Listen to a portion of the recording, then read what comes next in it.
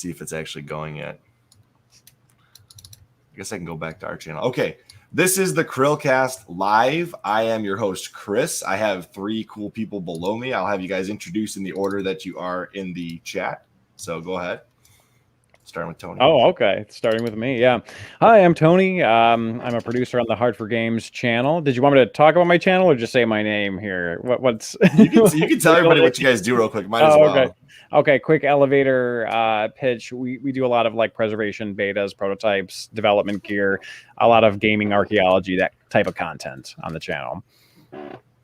And then we have below Mr. Tony. What do we have down here? Oh, it's me, I think, right? Is that who I am? That is correct. Right. Who am I? So, no, that's cool. Tony, awesome channel, by the way. You got some really cool, unique stuff, man. I really enjoy it. So, thank you, sir. Yeah, so my name's John. I got a channel here on called Gamester81 on YouTube, and big game collector and big video game enthusiast. So I appreciate being on the show. And then we have below him. Yeah, by process of elimination, I'm the only one left. So I appreciate you guys taking the pressure off. My name's Adam Koralik. I'm a YouTuber. I talk a lot about retro game stuff, which I think was kind of expected given the context of this video. But like John, man, you know, you and I are like OG. Like we started, we're dinosaurs. And so I like, you know, covering a lot of stuff throughout all eras. But I primarily focus on retro things. Yeah. Yeah, Adam, I really enjoy your channel as well, man. You got good stuff. Yeah, you're Thanks, right. man. We've been around for a while. Yeah, you were one of my big inspirations. I was like, man, I could do this. This guy's like, he's talented. I'm not as good, but I think I can do it. Well, and that happened. My early stuff is rough, but no, I appreciate that. It's got this wonderful, lovable charm to it. And if you're the only, I think you at one point covered, was it the for the Dreamcast, that weird Chinese controller, the dance music one. Do you know what I'm talking about? Dream Para Para. Dream Para Para. You covered that at some point, right? You are the only other person besides me I've ever seen who has that, or at least had it. Right on. Yeah. And I enjoy all 3 of their channels, which is why I invited them back. And if I'm not mistaken, this is probably the only time the 3 of you have ever talked on a podcast before, correct? That's together. correct. That is correct. Yeah. Yes. Otherwise, we strictly avoid each other. Definitely. It's like it's actually in all of our Twitter profiles. Yeah, we're like, yeah. So I brought you guys all together today kind of to talk about gaming and preservation of gaming, because I feel like your channels kind of encapsulate that whole idea the best of the ones that I watch anyways. And I kind of wanted to ask the first question, which is, what does gaming preservation mean to you guys? Who wants to jump in first? I'm sorry. Yeah, what's the format here? Do you call us out? Is there a buzzer? Why don't we start with It's like a game show. We'll start with Tony. And we'll say, Tony, what does gaming preservation mean to you? What exactly is that? That's I mean, it's so broad, you know. I mean, like on a really high level, it's just taking, you know, every piece of like gaming and media that's worthy of being saved in some manner, which you could argue is all of it, and just making sure that it's there for future generations. For me personally, it's just sort of like the content that I like that I can also get my hands on, that you know, I try to preserve it the best I can. And I think there's different levels of preservation, you know. So like there's content out there that we don't even have video of, you know, and then maybe someone can find it and post some video of it. And then there's preservation where it's like our screenshots that we have from this old gaming magazine are terrible. Let's get some better images, you know. And then there's the ultimate, which is actually finding the game, you know, or preserving the game and then kind of getting it out there. So I think it's sort of like a multi-tiered thing, gaming preservation, with an ultimate goal of getting, you know, the de facto item, you know, the game, the files out into the ether, so to speak. Yeah, that's a pretty solid definition of it. I agree with Tony. Yeah, for me, it's the kind of both the physical side of things, right? So collecting the physical side, but also kind of digital as well. So like, you know, you could consider, I guess, emulation, preservation in some sense of the word. You know, a lot of times people are, whether it's scanning the manuals, whether it's, you know, because I think one thing we have to be aware of in the future is like CD rot and games not working down the road, right? So I think kind of preserving those games so that we're able to enjoy them in the future or remember them, so to speak. Yeah, I agree. I mean, basically to me, it's just the contribution of the arts to our history. You know, like I grew up watching a lot of movies and TV shows and understanding from, you know, that a lot of the early stuff was intentionally destroyed. A lot of early literature intentionally destroyed. We're in a unique situation where video games really weren't a thing until like the 70s for the most part. So with enough, motivation, you can mostly preserve all of it for future generations to do. And so I think, like all three of us, we try to find a way to do that by creating content about those things so that future generations have access to it later. Even if it's at best niche at times, it's still just kind of something to do so that people can know what those experiences were like, as you know, rather than lose them completely to history. Yeah, I think that there was also a really good point, John, that you made. That was, you know, the digital versus physical, and like all the physical items within a a game, everything that was like packaged in, you know, because you hear all these things about like the PS4 and PS5, like CMOS batteries, CMOS battery, like loot dying, and then if it dies post being able to update, then all of your content that you downloaded is just no longer accessible. You know, even at all, like it's just not playable. And your discs, and like so it's just. Yeah. There's all this stuff where you're kind of looking into the future, you know, and you're thinking about digital things, and you're thinking about the way that your systems are built to self-destruct now that it, you know, I mean, from a preservationist standpoint, it's a scary thing, you know. Yeah, it is. So I think in some sense in that situation, I think having videos of the gameplay and talking about the games, you know, certainly can preserve it, but it's definitely different than actually playing it, right? Yes. Yeah. And at what other point in like history has art been, you know, this niche, but also at the same time this destroyed? Like, look at the 90s. How many carts still exist of certain games that you enjoyed as a kid, right?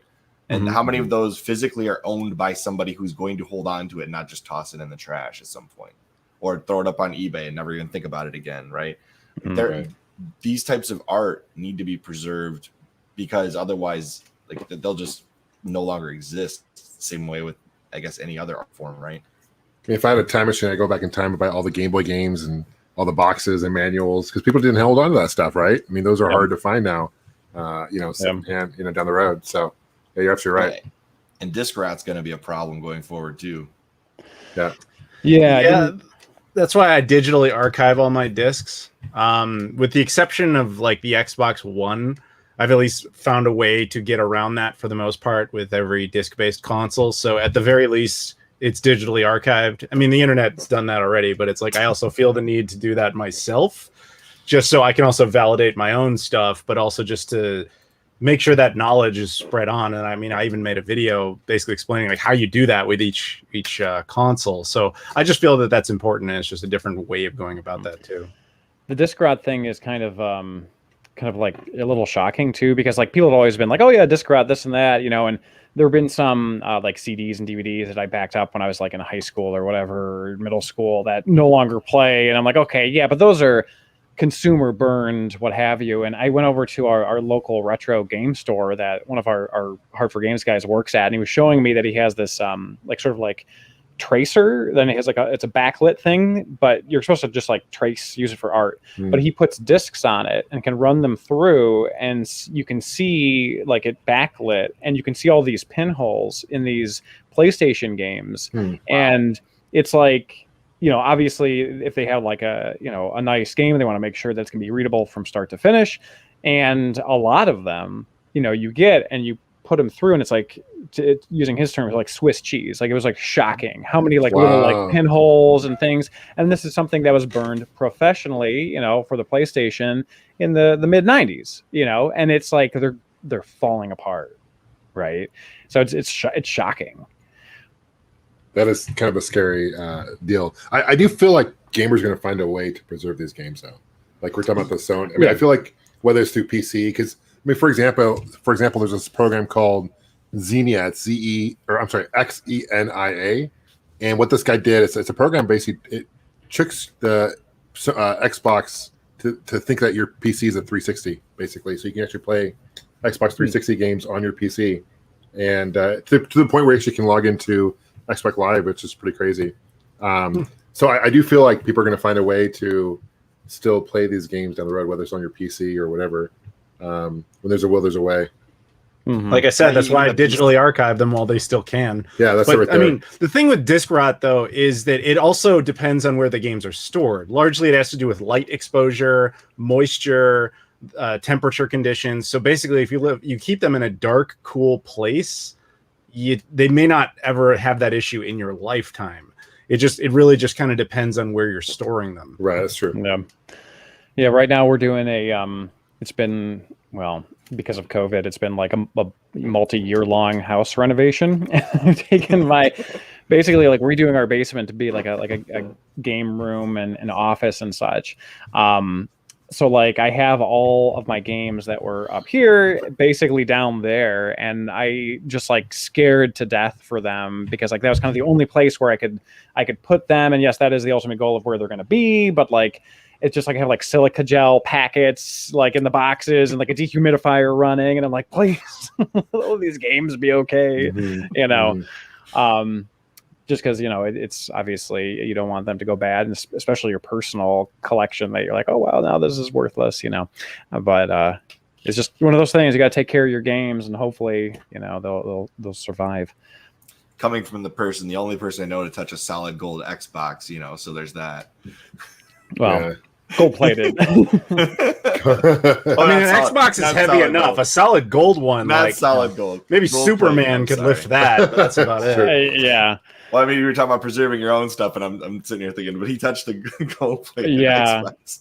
None of the stuff that I borrow makes its way into the basement currently because it's also a construction zone, and I would not feel safe. But once it's nice, all the stuff I borrow will be even further away from my children, so it would actually be safer down there. I just have to continue with the dehumidifier and making sure everything's okay. But it's just the transition's a little scary. I believe it. I think the interesting thing though also is like the future of gaming, with cloud gaming and digital gaming being more prevalent. Like what's going to happen to the game? A lot of gamers now are just strictly, playing the Xbox Game Pass or whatever it might be. Don't even have a physical copy of the game, right? So what's going to happen when those servers go down? And how are we preserving these games now, right? Yeah, I've got an interesting story about that. I actually just walked into a Meijer, which is pretty common in the area where I live. I'm sure Tony knows that. And they had 3 Xbox Series S's in their counter. And one of them had already been returned a day later when I went to Meijer again, because I inevitably forgot groceries, because that's usually what happens. I forgot something I needed on the list, right? And somebody had bought one and returned it that same day, and they'd already marked it down to like $250. I'm like, a brand new Xbox Series S for $250. Like, wow. Did you snag it? People don't like the digital version, I guess. As much. Yeah.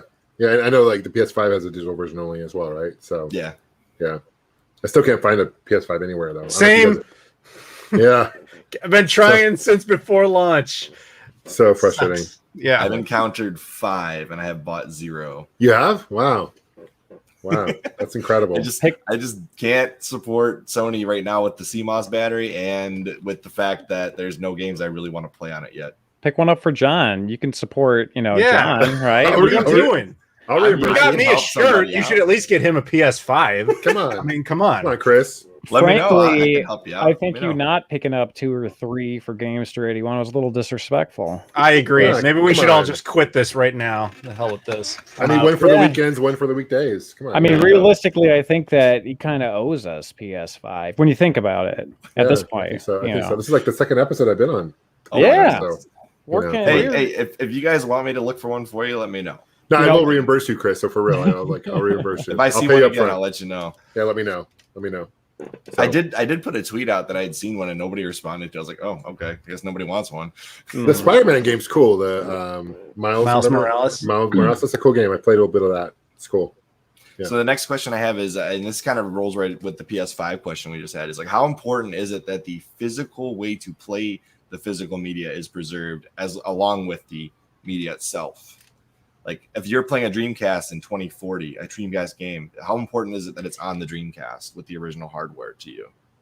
Just to us, because I mean, Yeah, to us that might be more significant because we grew up with it, or at least we were familiar with it at a younger age. A newer generation may simply not care about that. There will always be those anomalies. Like, so if you're ever in my Discord, you'll notice I'm the oldest person in there, and I'm 34.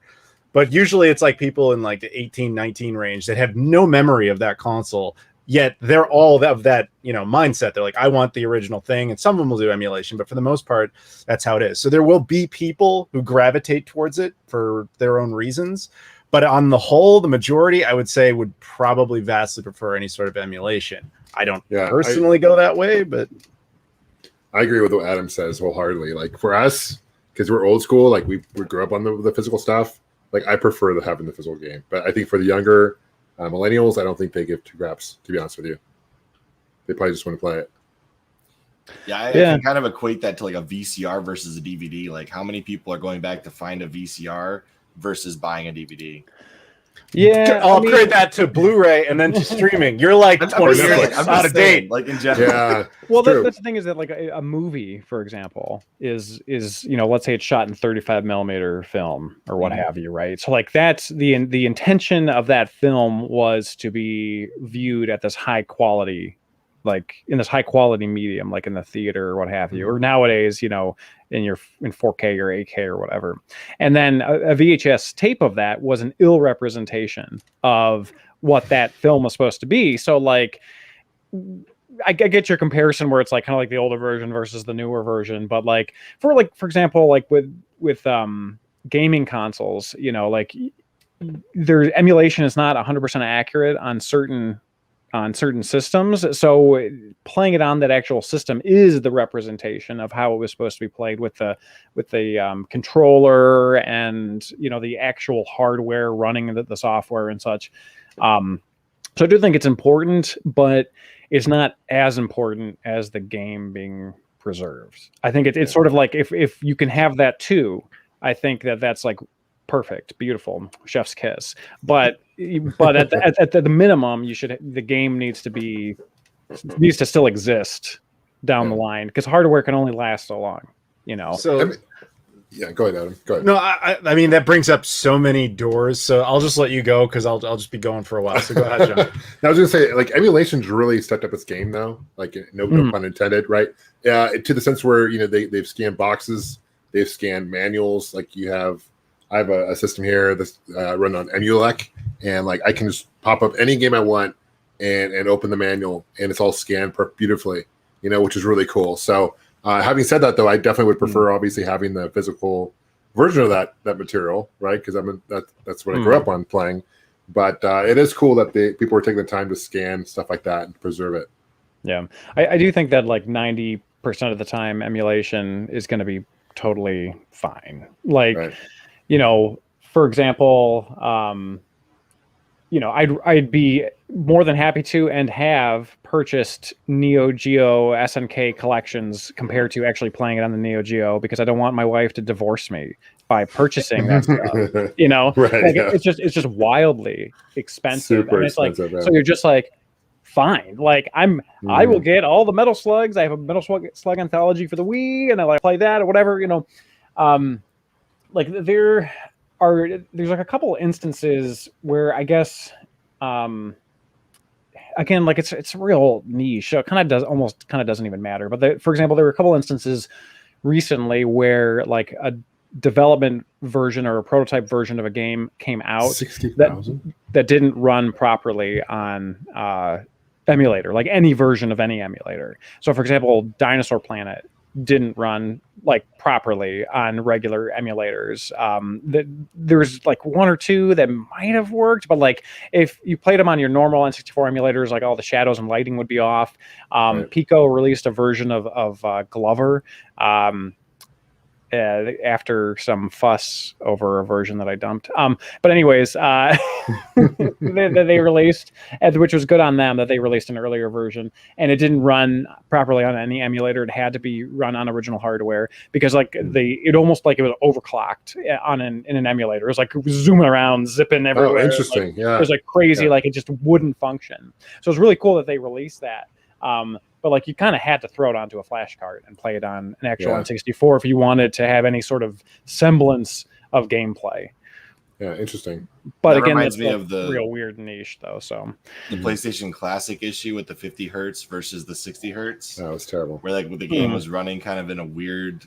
Well, that was just Sony just doing everything wrong. They just put PAL versions of the games on there because But think about this: on that system, there was a game that is a $400 game. The Persona Revelations Persona is on the PS Classic, and the only other way to buy it legitimately is through eBay or resellers, and it's usually pushing $400. Like, so a lot of people was like, okay, I can pay $100 for the PS Classic and play the original Persona game.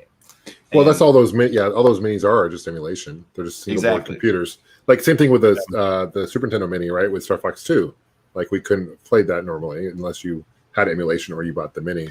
Right? The irony of that is there was just they completed the Super Nintendo ROM and then people dumped it back onto the internet and then made repro carts out of it. So I actually have a Star Fox 2 repro cart using that. Which that's cool. Yeah. So what are the, like, when I, before when I said like, oh, that opens up so many doors, like one of the things you said, so many things that were awesome. And I was just trying to think about like, so you have the aftermarket now of hardware. So you said hardware can't last forever. And then people are like, well, now we have ways of upgrading the hardware. First of all, how do you guys feel about things like ODEs and flash cards? And then you get into like game preservation, but you have a budget. So it's like, you don't want a Neo Geo AES collection, but you get the Neo SD, those types of things. And it's like the games will be preserved one way or the other. But I think where we're ultimately going with this is convergence is always going to be the path of least resistance and the path of least money. And that will probably be playing stuff on PCs, on emulators, and quality will get sacrificed. And that's just kind of human nature. That's why everybody eats at McDonald's instead of goes to gourmet burgers places all the time. It's just, it's cheaper, it's easier. Let's just do that. And so I don't have fear that, Super Mario Brothers will get preserved. It's all over the internet. You can find that forever. It's those like oddball releases, like when McDonald's had that rare Japanese DS cart that was to train employees or whatever. And you go like, where did that come from? Is that going to get preserved? And then you get into the debate of, is it worth preserving that for the novelty? I'm not necessarily articulating opinions here. I'm just saying it's so big and so vast, the concept of game preservation and where it's going to go and all that sort of stuff. And it opens up a lot of food for thought. So Tony, thank you for that. Well, you're welcome. But yeah, I mean, I think you are right. I think it'll kind of converge into most people are just going to play via emulation or their mini consoles or their anthology packages, and that's totally fine. I mean, let people do whatever the heck they want to do. There shouldn't be any sort of like elitism with, gaming, although there is. But let people do their thing. Who cares, But as far as preservation goes, I mean, it's just so long as those games are preserved and they are there for future generations, etc. And then, like you mentioned regarding the McDonald's cart, like there's also all of this software that, where's the line of what can be preserved and what should be and what's worth the time. So for example, I got a message the other day and someone had found like just a random like edutainment game for the PlayStation 1. And it's something I had never heard of before, but you can find it easily on eBay for like $3 or something like that. And it's like, oh, I'm like, okay, cool. Like, I think this is out there. And they're like, oh, but this one says version 1 point something. And I'm like, okay. And so I'm looking around for version 1 point something, and I can't find it anywhere. So this is like a probably a kilobyte difference somewhere on the disc. It's something very minuscule for a game nobody cares about. That's an edutainment game for the place. You know what I mean? So it's like, how like fine, how like, are you splitting hairs? Like it's, you know what I mean? Like, so I opted not to dump it, but because it's like all out of busyness, and also just because it's like, does anyone want this? Like it's like, I don't know. It's kind of a weird thing because it's also like, you could say that everything is worth being preserved, but then it also comes down to like time and whether people actually care. I don't know. It's kind of very open-ended thought. I'm getting out here. It's one of those things Yeah, I agree with you, but it's one of those things where I feel like you just dump it and let it be out there. Yeah.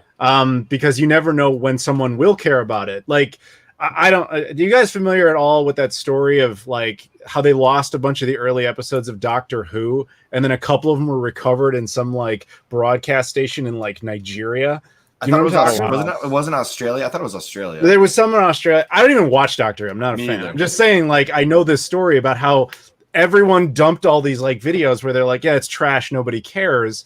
And then they suddenly people care generations later, and they're like, the only 2 episodes that survived were just because this company in Nigeria just didn't throw them away. And it's kind of like that. Like, nobody might care right now, but there might be a time where it's really good that you did that for future generations that maybe will care about something. Fine. I will dump the edutainment game 1.0.2. My contribution to society right there. And once it goes viral, Slightly convincing someone else to do something. I have found some videos that never made it past VHS to even DVD. Oh, that's And- Yeah, and in that case, I think those are worth being preserved, per my point earlier about it not being the right medium, because sometimes the VHS was the medium that it was meant for. Actually, excuse me 1 second. I'm going to be gone for like 2 seconds. My dog is crying at my door because he wants to go into my bed, and I'm in my no worries, dude. office / bed. Hold on 1 second. I'm sorry. You're good. I thought maybe it was about having to dump the game, and the dog's like, "No way, that's just He's like, that game, nope. that was supposed to be our game, dude. That was fetch to me." I can't believe how much money some of these Neo Geos go for. That's why I had pulled this up earlier. I was like, man, that's ridiculous. And Neo Geo carts just nope. That's insane. Like, what's it, $60,000? The top one? Oh, that was I think it was a full blown arcade cabinet. Oh no, it was Mark of the Wolves Street Fighter Neo Geo. It's like maybe a special edition For 60,000. Huh? Yeah, wow. 60 grand Neo Geo. Yeah, that'd be divorce papers. Yeah. Yeah, that would be Like, something, all right. I'm just There's no way. both Tesla or SNK Neo Geo game. Here's the Tesla thing: both Bill Gates and Jeff Bezos, richest people in the world, they lost their wives. So guys like us, there's no way we could afford to pay for stuff like that and keep them. So That's putting that true. out, just putting that out there. Good point. Touche. Neo Geo collecting is in a different echelon. Yeah. It really is. I mean, it's like you could say it's like the Cadillac of collecting, but it's like beyond that. Dude, it's you know what I mean? Rolls Like, Royce. It's Rolls Royce of It's- collecting. Like, it's so expensive, and it even was expensive like 10, 15 years ago, because Neo Geo has always been expensive. You know what I mean? So it's like it only just got worse and worse and worse. It is funny, like how as games get older and like the people that owned them as kids get older, the nostalgia creeps in, and all of a sudden the prices start skyrocketing. It's Goes like in this- waves. Yeah. Yeah. So, Adam, when you were talking about, not to get too far off topic here, but you're talking about Doctor Who and the like lost episodes. There's scenes from Star Wars: A New Hope, like where Luke is talking to Biggs, and like deleted scenes that were never released that are somewhere out there.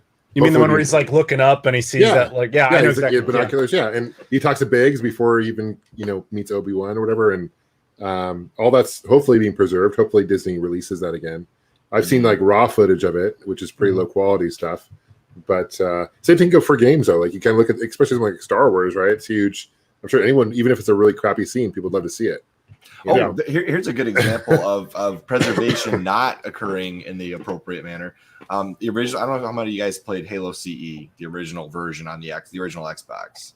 Yeah. But when they actually took and did Halo CE Anniversary on the Xbox 360 when 343 took over, they took the Gearbox port to the PC that had a lot of broken textures. Like if you look at Halo CE on the original Xbox, there's like the bubble shield is much nicer looking. The wall texture is correctly laid out. And then when you look at Halo Anniversary on the PC, it turns into like a flat, boring texture. The bubble shield has like almost this murky water look to it. And a lot of people don't even realize it. Like I shout out to Late Night Gaming. He's the one that kind of covered a lot of this stuff, but I noticed some of it as he was talking about it. Because I was playing Halo CE when him and I talked in Twitter before he released the video. But basically, like these types of things, like a remaster does not truly preserve necessarily what was originally there. That was my next question. Do you consider these remastered? And you kind of answered it there, but these are remastered because God of War, for example, they've remastered that, right? And like, is that preserving that game for the next generation of people? I guess it depends on how much had to change in the remaster. Yeah, right? typically no. History is littered with a lot of examples where it got screwed up, like the Silent Hill 2 and 3 remaster collection for 360 and PS3. Kind of famously, Konami lost the final builds of those games when they came out on the PS2 and the Xbox. So they worked from prototypes and just kind of roughly finished it for the HD re-releases.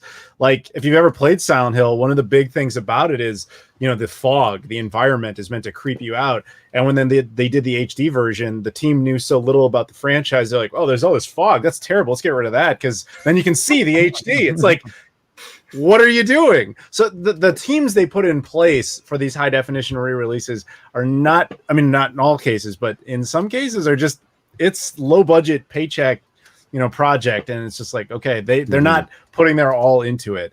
That's not always the case, but sometimes it is. So I agree with that basic question, which is, do you count that? And I would say, no, I would say that's a separate entry.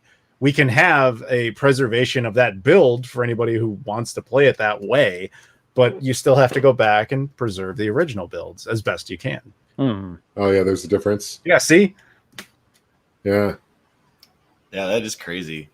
This is a similar thing that happened on the Gearbox version of Halo. They actually removed a lot of those foggy textures and took a game that was like a level in like a swamp that was supposed to be kind of murky and misty like that, and made it like crystal clear. And it's like, okay, I can see everything now, but that's not really the feel of the atmosphere of this game. Yeah. Or even Final Fantasy VII, where they completely remake it, right? I mean, the new one, anyway. So, but I think a remake is at least honest about what it is, whereas a remaster is like, okay, this is the same game but in HD. Like that's not always the case, right? And then like a remake is like, okay, we are literally remaking this game. It doesn't mean that they're being faithful to the original work; they're just doing it again. In their or you could go overboard on that, like Nintendo, and they're like, yeah, we're gonna like be re-releasing Mario, and literally do nothing. Like we're just gonna maybe I don't know, like widescreen, like. Hey, Sunshine in widescreen looks pretty good, I will say. Sure, I mean that's cool, but I wish they would have done that with 64. Honestly, they just used an N64 ROM. I know. Right. They used the Japanese like updated version with the rumble. I think you can play as Luigi in that, can't you? No, that's the DS version. That's the DS version. The DS is the actual legitimate remaster. Well, I know in the DS, I know the DS you can play as Luigi, but I thought I heard that you could play as Luigi in the. Maybe not. Obviously not. Maybe I heard wrong. No, you can't. From my understanding, you can't. But no, I don't believe you can, and not in the Super Mario 3D All Stars collection. No. I have an uncle that works at Nintendo, and he tells me that if you run around the castle 3 times and jump twice at the right moment while collecting all the stars, you can play as Luigi. What is it? Ella's real. You just made me feel like I was 12 again. That was, exactly. It's Do you guys remember when the Super Smash Bros. Melee on the GameCube came out? There was this rumor that if you took a knife and like took it across the disc at just the right spot, you could get Wario somehow. Is that a thing? That oh my god, remember? I don't remember. I haven't heard that. Yeah, I remember around that time people were saying that you could unlock Sonic and Tails if you played Sonic Adventure and like finished the game, and then if you like did something where you beat a level in like 9 minutes and 9 seconds, 99 seconds or whatever, something stupid, like all these things people made up to claim that that's how you would unlock something like that, and it's basically I missed that. So, Chris, basically, a lot of people were disappointed because they ruined their disc by scratching. Well, I wasn't stupid enough to do it. Let's put it that way. That's pretty dumb, yeah. I couldn't believe that people were passing that rumor around. Like, you could get Wario if you. I was like, no, just make Mario yellow in your like character selection screen, and boom, you have pseudo Wario. Why do you need to cut your game to get? I was like, that's funny. Man. So like that's another question, I guess, is like the fact that people don't care about the games they buy, and yet. Like they own that game, right? So somebody could have this really expensive game that nobody else has like a legitimate copy of anymore, and then they just don't care, and all of a sudden that game is lost forever, right? I'm assuming that's not a huge market of people that have that, but there's a lot of people in the prototype scene that believe they're like hoarders, that there's it's like clout, where it's like I have this item no one else has. I'll probably dump it. Maybe. Right. Oh, look, it's in the background of this picture I put on social media or whatever. Like it. Oh, there it is again. Oh, I'll get around to it or whatever. And it's just there are definitely people that are out there that have one of a kind items that are. It's not so much that they don't care. They care about it for the wrong reasons. They don't want it necessarily preserved because it's a value proposition for them. It's like, I want to be the only one with this thing.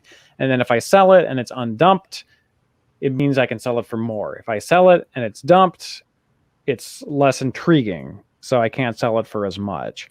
Or you have people, like a lot of people who had contacted me in the past were like ex-employees of certain companies that when they left the company, they may have taken something with them. And they're, especially Nintendo, is notoriously like, we will destroy everything you love if you breach contract. So there are certainly a lot of like ex-Nintendo employees out there with crazy stuff, but they're just either waiting for their like NDAs to run out, or they're afraid the Nintendo ninjas will come after them.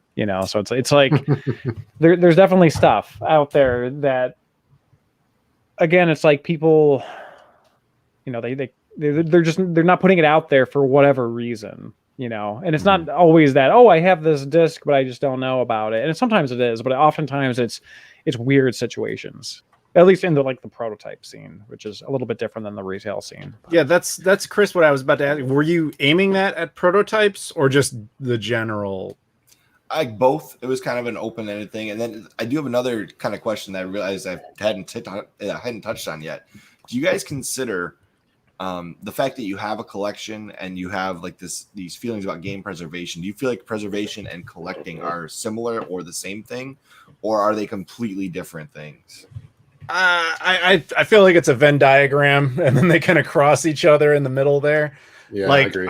I like to collect, for my own reasons, but there are times where I'm occasionally like, not too many people necessarily are going to have a full Wii U set down the line, and I'm going to have that for somebody to be able to see it and preserved and all that sort of stuff. I mean, I'm just looking at the Wii U, that's why I said it, but like there is a little bit of both, but I'm not in the prototype scene, so I don't really have anything that I'd say is like super one of a kind, except for like some Sega slides, which I could talk about if anybody wants to. But aside from that, not really. So I don't do it just for that reason.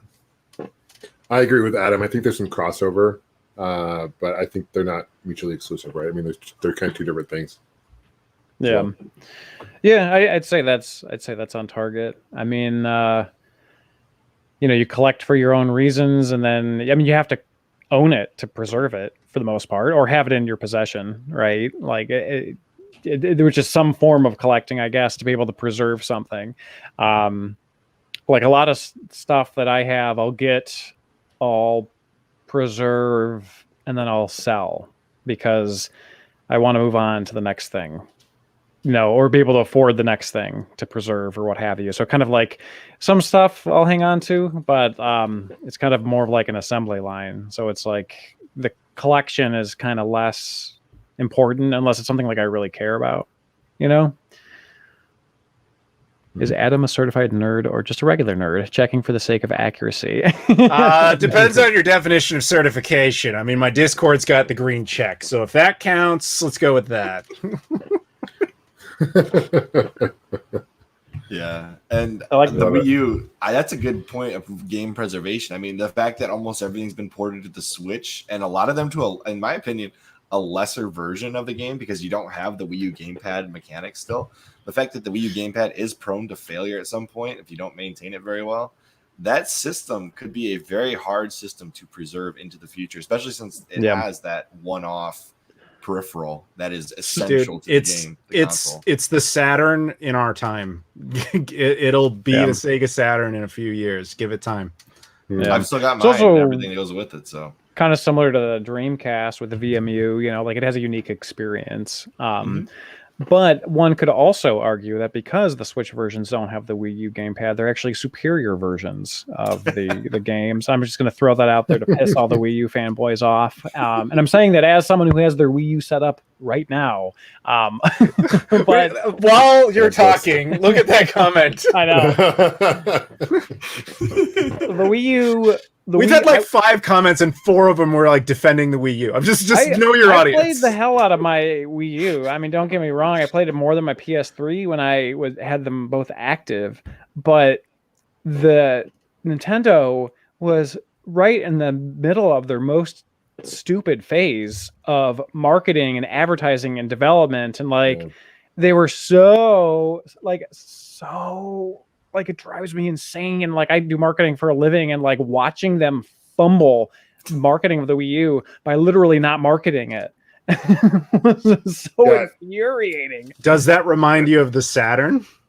I mean, a little. There were other things going on with the Saturn too, though. I'm just saying, like everything you just said applies to the Saturn. Oh yeah, I thought you meant like why the Saturn didn't. No. do well. But yeah, the whole point of the Saturn. Yeah, they did, and that's kind of my point. Like the Wii U is the Saturn in like 10 years. Yeah, I think Wii U collecting, like if you go to I don't know, whatever, some local retail store and just constantly check for discounted Wii U items, because I really do feel you're correct on that. I think in X number of years, it'll just be,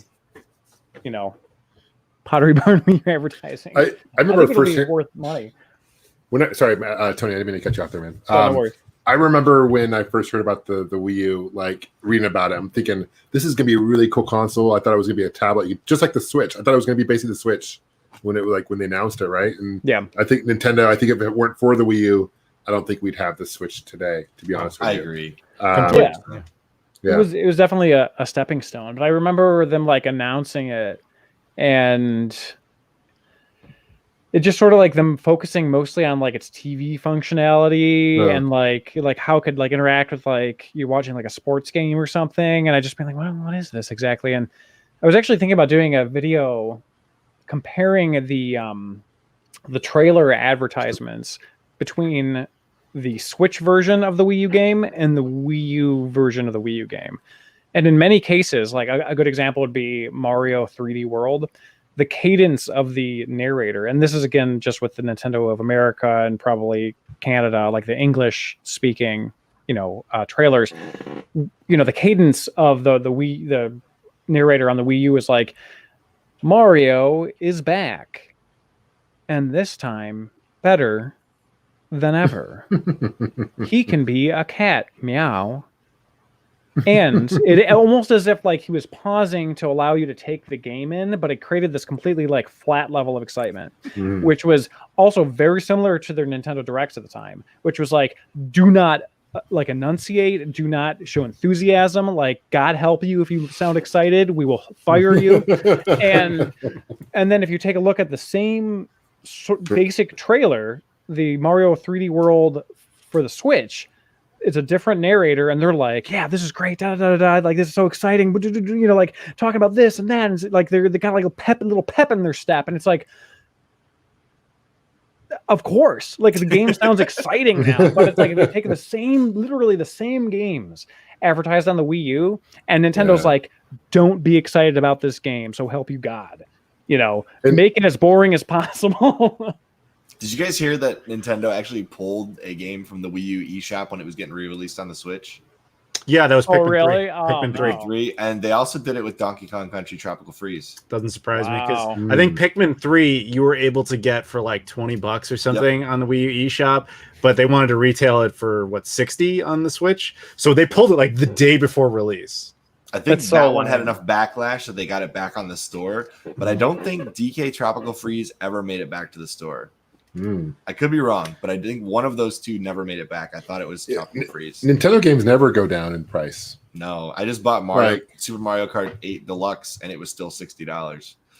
Yeah, I remember like several years ago, I was at Walmart and I saw like a Wii Music, and they're still asking $50 for it. Wii Music. I'm like, Wii Music? I'm like, really? For real, Nintendo? I still have that.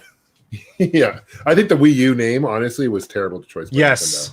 Nintendo. That's confusing. What. Don't even get me started. They were clearly trying to capitalize on the popularity of the Wii.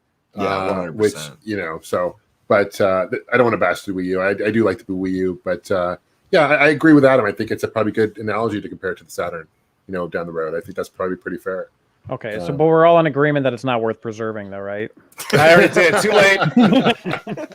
I've got every physical release, and I ripped them all. Oh, okay. Sorry. Damn it. There could be some games that slip through the cracks, I think, though, for the Wii U, right? Some off. I mean, we kind of mentioned before, some games that aren't very well known that will not probably in 20 years, probably 30 years be around. To be honest. Well, ask me. I've got them, so we're good.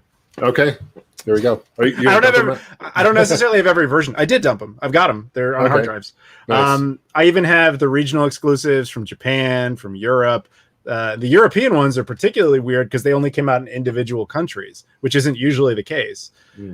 So I managed to track those down. But like Finn Gamer is the ultimate Wii U collector. Like he doesn't just have Assassin's Creed Black Flag. He has Assassin's Creed Black Flag from Walmart and from Target and from Best Buy, and he's from Europe, so then he's got all those different versions. Like that dude's on another level. Crazy. How many games came out for the system? How many games are there? Physically, it's like 202 worldwide. Okay.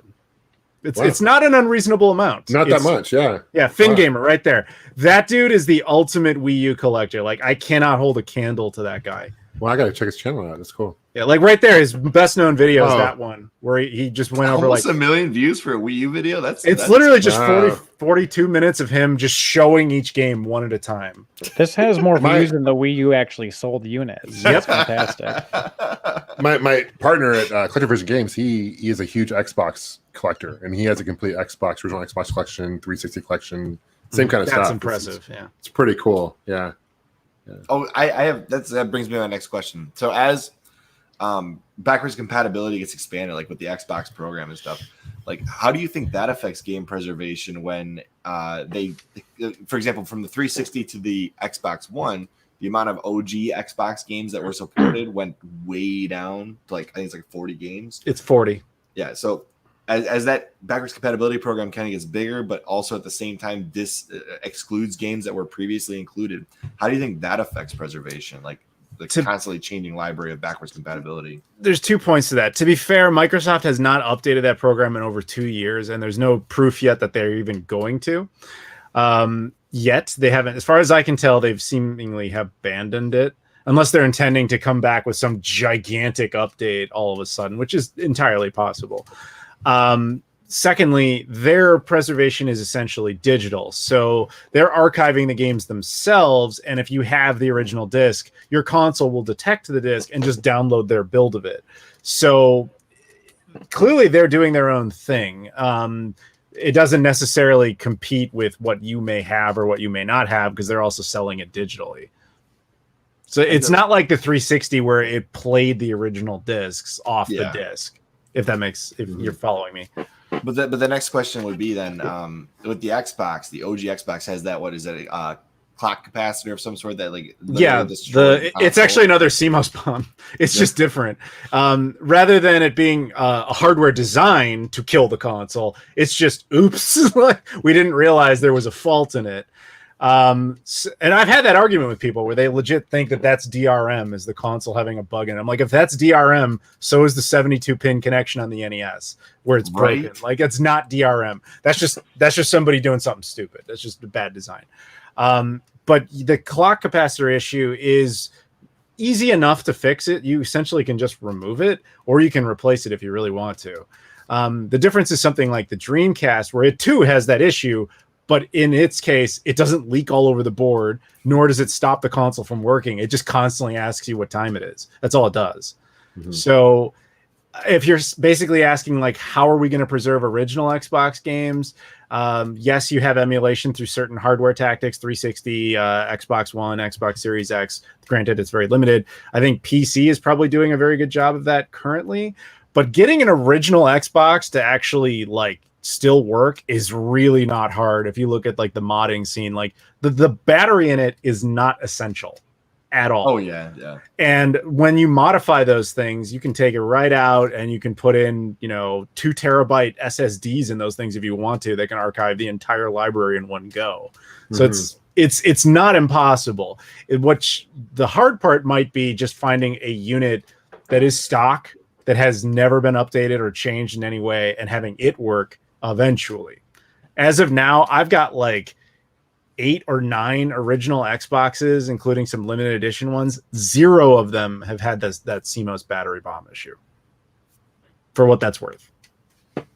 Yeah, and the other question about that is with hardware, like Analog producing new hardware to play old games. How do you guys feel about that?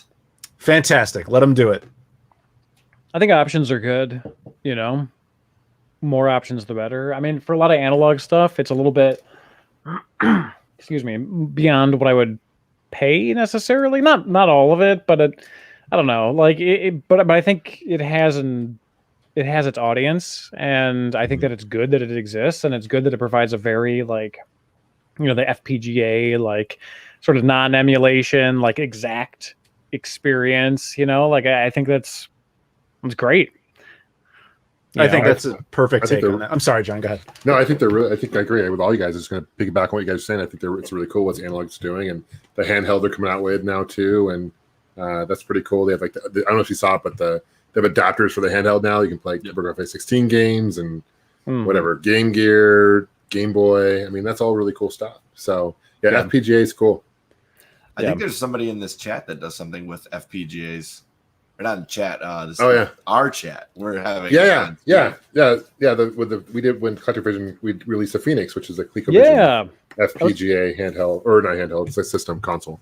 I was going to ask you about that. I keep seeing, because I remember when it was being developed, I would see you post about it, and it is like I have a ColecoVision with like all these add-ons and this and that, but it's just like it's in this big tub, and it's just such a pain to get. It's a bulky, and I keep seeing the Phoenix, man, and I keep I'm close. I think I might this year at some point in time. Like I've been real tempted because I've been wanting to get more in. Oh, it's out of stock. God, it's out of stock. Yeah, we did two batches, and my partner Toby like literally builds them by hand. Like it's very time consuming to put them together. So we might do another batch. I'll definitely tell you to reach out to you if we do. I'm assuming probably will, but it's hard to tell from the pictures. But on the side, there is a Super Nintendo controller adapter, so you should use playing the Super Nintendo controller because the ColecoVision controller is very wonky and very big. OEBP showed that off. I might be able to find his video real quick to show you what you're talking about. Yeah, but it's really cool that you guys. It's got a chip. It's got a chip in it. I can't remember the chip, but it's got a chip in it where it does enhance the graphics to the ColecoVision. Like we've got games for it that actually look like NES quality games. Oh, okay. Which is pretty cool. Yeah. Yeah. Well, if it gets into production again, let me know because I'll probably actually buy one this time. I'll let you know for sure. Yeah. Yeah, he just literally did this video on it the other day. Oh yeah, this is a good video. Yeah, he did. See, no, that's not the NES port, but yeah, I know what you're. That's the back. He'll get to it in this. I think he'll probably show it. There's a little Sydney Hunter plug in there. Sydney Hunter there. That's a packing game. Yeah, we actually packed in the game for it too. Yeah. Oh, okay. These go on eBay for like $800. Oh my gosh! Oh Lord! Raised like go on eBay real quick, Chris. See what they're going. I will. Oh my gosh! It's now you can go what's been sold or whatever too. I'm kind of curious. It's nuts. The reselling market has been insane, and it makes me like just want to sometimes like, man, I wish I would have bought this game like last year. Yeah. Right. Well, that's why you got to go about preserving your games. That way you have them so you can still pretend like you're not going to sell them or not sell them at all. Like, I bought all that. Old listings. Oh, there's nothing posted right now. Huh. Yeah, go to completed. There you go. $300. That's not bad. Retails for 200, right? Yeah. So you're looking at about an extra $100. Go up to Sydney Hunter Games, Super Nintendo, or Sega Master System. Go scroll down a little bit. People are going ape crap over that, man. That's 240. Yeah, the Master System. Oh my Sydney Hunter. That had like 2 runs, right? Yeah, and it crashed our system both times. We released it for sale. Oh wow! It crashed our website. Yeah.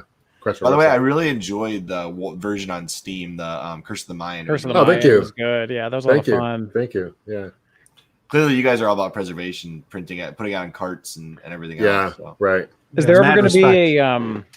Was there a physical release of Curse of the Mayan, or is there one? We're working on one, so it's a company called First Press. We're going to be probably hopefully announcing it soon, but yeah, we'll be releasing it later this year. Yeah, so it'll be very physical. Cool. Very cool. Super stoked. Did you just?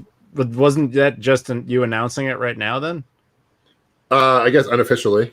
Okay, I'm sorry. I should have asked you in private because I mentioned it before, so it's not like a super secret like people have asked before, and like it's not like a secret. But yeah, I don't know. I couldn't tell you time frame honestly. I was hoping to do it early this year, but I'm kind of on their time schedule because COVID. Allegedly, this might be happening, is what you're saying. Yeah. No, it will happen. Just a matter of time. COVID delayed things because it's been nuts with COVID, you know, but yeah.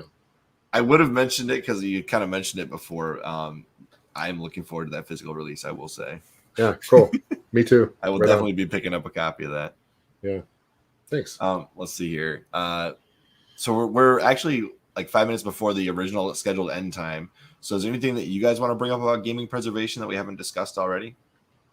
It's your show, son. I think we covered quite a bit of it. I don't know. Yeah, you can't just open up like 3 YouTubers to just be like, talk about anything. Like it's gonna, you gotta quell that fire a little bit. If somebody is True. looking to preserve their collection, what recommended software and or items do you use the most to do that with? Like, I know Adam's got a disk system that he does it with. I got a whole video on that. It took over an hour, so I'm not gonna just watch the video. What video can they look at? You could pull it up. It's like how and why I rip my games, something like that, with my name on it, something to that effect. It's literally like 45 minutes of me going through every single disc-based console and being like, here's what you need to do if you want to do it. Cool. This is before the PS5 and Xbox Series X launched, but it's with the exception of the Xbox One, because there's still no real great way to do that one. With the exception of that, it covers everything. Like random I watched example. this video. I completely forgot. Yes, of course you did. But like, there's actually an example. Like, so there was this Blu-ray drive for the PC. I even put a link to it in the description. For whatever reason, you can put that into a PC and your computer will be able to read and rip PS1, PS2, PS3, and even PS4 discs. Just can. Wow, You know, that's so cool. I basically just went through the whole process being like, here's everything you have to do and which That's consoles. cool. Some are harder than others. The Dreamcast is by far the hardest. I know that's not what people think, but yeah, it is. Trust me. Burning it, because somebody did 98% of the work for you in advance. The ripping part is the hard part. I think incidentally, I actually had the drive that you recommended on this video already installed in my PC. Well, congratulations. I think I got lucky. That's really cool. I got to check that video out, Adam. Yeah, I missed that one from you. Do you guys have any other videos you would like to recommend that would help people to understand game preservation? You know, I mean, to be honest, you know, I definitely support people making digital copies of their content, but so much of it is so much of what the average person has is likely already going to be out there. So like, I don't, you know, you don't necessarily have to spend a ton of money or effort to preserve it. You probably just need to find the files online and back it up that way. I don't know if you need to spend a lot of effort preserving your collection because it likely is already taken care of for you. Unless Nintendo shuts that website Well, down. I was going to say, it depends. Yeah, I covered this in the video, but it basically depends on your motivations. I don't need to rip my Wii U games so that they exist, although I could and I did. But you rip them so that you know your copies work. That's the big thing. Just because you put a disc in a console and it boots, that doesn't mean the disc itself is good. As you point out with those PS1 games, they might still start up, but they're not necessarily going to read all the check. precisely. Yeah. When you rip it, you know all the data sectors are good. So it's actually a good way to check in on your investment, and assuming you ever intend to sell, which I don't. But it's you just do it. Yeah, that was my motivation. That makes total sense. Yeah, I just wouldn't want people to think that it was, you know, absolutely necessary that they go through one by one all their Genesis games or something like that. No. The world doesn't need 1,000 copies of Spyro the Dragon ripped over and over again for PS1. Like it's out there. It's really just rip it for your own benefit. Never worked. My copy of Spyro never worked. I got to this one point, like midway through the game, and I don't know if it was the save was corrupted or what, but all of a sudden the disc would like go to a frozen screen, and all you would hear is this thing going. And I'm like, oh, that's creepy. Yeah, that is creepy. Well. Wow, this is laughing. So, it's kind of awesome, actually. Okay. I wish you still had that. That's a limited version. Too. I can't read it. That's a limited edition, like haunted, possessed version. Possessed. So it was I had the same issue on the GameCube version too. I might just be haunted by Spyro or something. Really? The same issue? Same exact issue. GameCube and PlayStation. I think it might be you. Yeah. You got some demons in your closet, son. Yeah. It's like the opposite of the Konami code. You enter this code and you're like, nope, this is It just laughs at you. Yeah. So speaking of like tools and stuff to rip, again, this is kind of like niche, but Adam, you mentioned like Dreamcast games being kind of difficult, but I used to have like a very specific like drive. There was like a consumer drive that would be able to read GameCube discs and GameCube like, and Wii, and like it would be able to read NR, which are like the non kind of digitally barcoded versions of those. And a buddy of mine sold me his, I don't know if you'll be able to see it, but it's RTV-R reader. That's cool. It's that drive right there. And basically that's what Nintendo utilized to write, Wii discs. And so therefore it can read easily the NR discs and the Wii discs. But anything, obviously can't do like Blu-ray. It didn't exist at the time, or if it did, it was not what Nintendo was using. But anything CD, DVD, it does not give a damn what you put in it. Like Dreamcast, PlayStation, like prototype development versions of those discs, like it does not care. That's awesome. It does not care at all. Where'd you pick that up, if you don't mind me asking? It was a buddy of mine on Twitter. His name is Andrew. It's Gaming Legend 64. He is a huge collector. He sends a lot of stuff to the show, and he happened to have like an extra one because of course he did. And he's like, "Hey, do you want to buy it?" He gave me a good deal on it.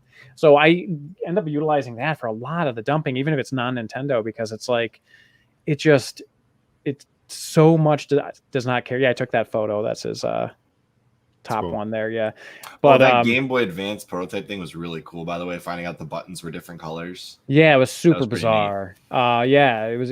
He was very gracious and sent that over. But yeah, I got it from him, and it's so cool because it's just like this catch-all player for all of these different discs. Yeah, also speaking of which, so all of these NR discs, these GameCube prototype discs, he gets so much stuff. Like he bought out like a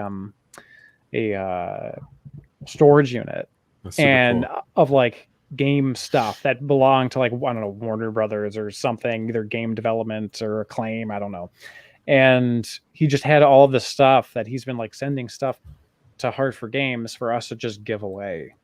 Wow. So there were some people that won all these NR discs and some of these like N64 dev cartridges and stuff. And it was like pretty cool of him that he was sending all this stuff to these, basically just giving it away. Just very generous. Yeah. That's awesome, man. And it's all dumped and everything. Yeah. But just real cool guy. So definitely just a little plug for him. Check out his channel.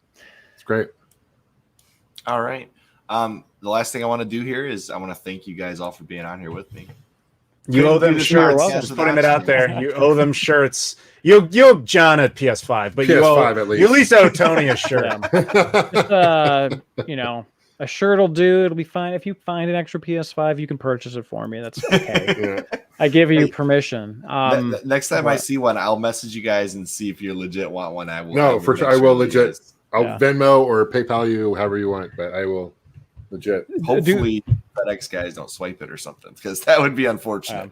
Do that for John, not for me, because I'm probably not going to go for a PS5 anytime in the near future, because my gaming time right now just consists of gaming with my son and Hard4Games stuff. So it's just like replaying the same level in Mario over and over again because it keeps deleting the file and selecting new game, and it's just a horrible Groundhog Day that I'm stuck in with various Mario games of just playing the same section. You should do a video on being a dad with kids who game. Yeah, it's quick question though. I know we're kind of short on time, but since you're all dads as well, are you guys going to preserve your games and like pass them on, will them on to your kids? If I have kids, I'll ask them if they want the. Yeah, Adam, you don't have. I'm not a dad. I was gonna say, you're not a dad. Okay. No, sorry. Okay. Not that you know of, though, right? You maybe have some running around. Yeah. Maybe. Not that I'm aware of. That would be a shocker. Have an ex call me up and be like, "I never told you," but that'd be awkward. I never told you, and I'm coming for your Wii U collection. Like, why is the kid older than me? You owe me that child support. Why is my kid 45 years old? Why is my kid older than me? I'm getting suspicious here. Yeah. But to answer your question, like I'd love for him to have, whatever I have, him, and if my daughter gets into games, I mean, she's only 1.5 right now, so who knows if she will be or not. But my son's super into video games, and like, again, it mostly just consists of him playing what he can and then handing me the controllers. But you know, I mean, I'm sure he would love that. Plus, by the time I'm dead, which could be any time from tomorrow to 50 years from now. But tonight you're safe. But tonight I'm safe. Okay, just making sure. those, you know, the prices are only going to go up and up and up. So it's like kind of a nice thing to pass on, a little like inheritance wise, like, you know, I mean, monetarily, it's a great little inheritance. Yeah. Right. Yeah. I agree with that. Yeah. I keep my collection, my list of my collection preserved in an app called Gamai or Gamai, however you pronounce that word. I'm sure it's Gamai. Why would it be Gamai? Because I want to make somebody mad that's watching. Gamai. And I look at some of these prices and I'm like, my goodness, I would love to play these games with my kids, and I'm glad I already own them. But for a dad who's like these games, has nostalgia for them, you're going on eBay and you're like, I got kids to feed. I ain't going to be buying, you know, $500 GameCube games. So it's nice to already have those games in my collection. Right. Yeah. Yeah, and there's also decisions you make where your game collection might go down because you need to support your kids, you know, like, and then, you know, it's like, you know, you get what you get because I fed you, you know, and like I clothed you, and whatever is left. you and then Tony's like, but good news for you, I preserved this game on my computer. And you can play it on Dolphin. Yeah, exactly. So he doesn't have to. And worry now about you know why it eventually becomes emulators. Because even us, we're like, well, maybe. Like, yeah, you know, this is worth some money. I'll probably pay some bills. Cell phones getting expensive now. Hey, man, gotta do what you gotta do. Right. So, any last thoughts for you guys? Yeah, sell that one Neo Geo game. Your kid's got college and everything. He's all kidding. Yeah. I'll pay for a year of college anyway, depending on where pay for 1 year. Super expensive, yeah. I don't have anything else to contribute other than, you know, to everyone watching, I'm sorry I crapped on the Wii U so much. It's I love the Wii U. I just love crapping on it, and just we tend to make fun of the things we love, right? That's right. You know? And thank you for having us on. This was a lot of fun. Yeah, thank you. So Tony, you're gonna change your name to Hard for Wii U Games, is that right? Yeah. Just Hard for Wii U. Hard for Wii U. Or just hard for you, and then everyone will think it's them personally, you know, and it'll create some awkward moments on live streams. So. Hard for you. Like this comment, love the Gamai. Classic. But yeah, good discussion, guys. Thank you. Thank you guys for being on here for this. Thanks, Chris. Maybe in the future we can get another thing going like this again. That'd be awesome. Yeah. A lot of fun. So, thank you. All right, we're gonna sign this bad boy off. So as always, I am Chris. You guys, there's no sequence planned here. So no sequence. Just Tony. I'm Tony first. Yeah. I am Tony. Thank you for watching. I am John. Thank you for watching. I am Adam, and I guess thanks. It was pretty cool. And I know you're expecting some sort of punchline, but I got nothing. Yeah. XP Order 66. This podcast is over. All right. See y'all later. And I'm gonna hit the end broadcast button. Here we go. Oh, I gotta click it again.